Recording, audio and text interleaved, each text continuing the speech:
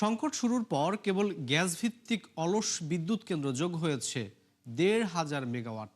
শুধু তাই নয়, দামি জ্বালানি দিয়ে উৎপাদনের কারণে ইউনিট প্রতি ব্যয় বেড়েছে অন্তত ২০ ভাগ। সাথে যুক্ত হয়েছে বাড়তি লোডশেডিংয়ের যন্ত্রণা। জানিয়ে এখন ত্রিমুখী সংকটে রয়েছে সরকার। বিশেষজ্ঞরা মনে করেন যে সমস্যার গভীরে গিয়ে সমাধান না করলে তা বড় ক্ষতির কারণ হবে দীর্ঘমেয়াদে। রাকিব হোসেনের রিপোর্ট আর ছবি তুলেছেন মোবারক হোসেন শুভ।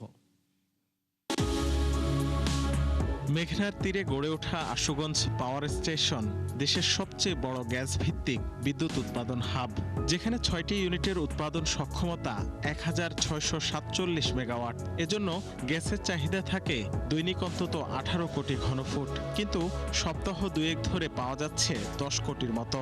ফলে বিদ্যুৎ উৎপাদনও কমেছে ৭০০ মেগাওয়াট বা ৪০% ওপরে।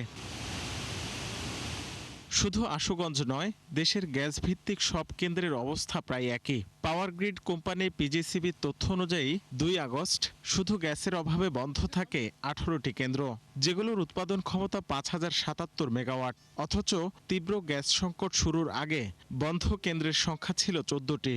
ফলে এই সময়ে বিদ্যুতের উৎপাদন কমে যায় ১,৫০০ মেগাওয়াটের ওপরে। পাওয়ার সেলের সাবেক এই মহাপরিচালক বলছেন, কর্মকর্তাদের গাফিলতি আর সরকারের অদক্ষতায় এমন সংকট তৈরি হয়েছে। ওরা ভেবে নিছে এটা আমাদের ভুগতে হবে, মানুষ ভুগবে, এটা আমাদের কিছু করার নেই। তারা বেতন পাচ্ছে, গাড়ি পাচ্ছে, সবই করতেছে অ্যাকসেপ্ট দ্য ডিউটি। সেক্রেটারিয়েটের আমলা বাদে যে পেশাজীবী যে আমলা, তাদের তো একটা বিরাট দায়িত্ব যে আমাকে এটা আগাই না, মন্ত্রীকে যায় বলা যে ইউ ডু ইট।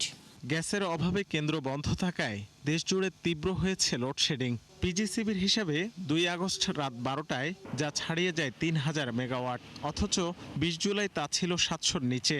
শুধু তাই নয়, এই সময়ে নির্ভরতা বেড়েছে দামি জ্বালানির উপর, যা গড়ে অন্তত ২০% ব্যয় বাড়িয়ে দিচ্ছে ইউনিট প্রতি উৎপাদনে। বিশ্লেষকরা বলছেন, এই সংকট দীর্ঘায়িত হলে ত্রিমুখী চাপ বাড়বে সরকারের। অনেক কয়লা ভিত্তিক বিদ্যুৎ কেন্দ্র আছে, যেটা যদি তারা কমপ্লিটলি চালায় বেশ অনেকখানি বিদ্যুৎ পায়। আরেকটা হচ্ছে তাদের তো লোডশেডিং করার একটা সুবিধা আছে। সুবিধা মানে জনগণের নতুন কূপ খনন, ভোলার কূপ থেকে এখানে গ্যাস আনা, এইগুলো চলতেই থাকবে। আর এইগুলোতে যদি ২ থেকে ৩ মাসের ভিতর তারা ওয়ার্ক ওভার করতে পারে, এটা একটা ট্রেমেন্ডাস জব হবে। কারণ ফুয়েল এনে পোষাবে না, জোর করে ফুয়েল আনতে পারে। এই টাকা তো আমাদের, মন্ত্রীরা তো টাকা দেবে না। ওই টাকা যতই পায় ১৮, ১৯, ২০ টাকা, এটা সব আমাদের দেশের ওয়েস্টেজ। বিদ্যুতের উৎপাদন সক্ষমতা ২৯,০০০ মেগাওয়াট ছাড়িয়ে গেলেও সর্বোচ্চ সরবরাহের রেকর্ড ১৭,২০০। রাকিব হোসেন, ৭১, ঢাকা।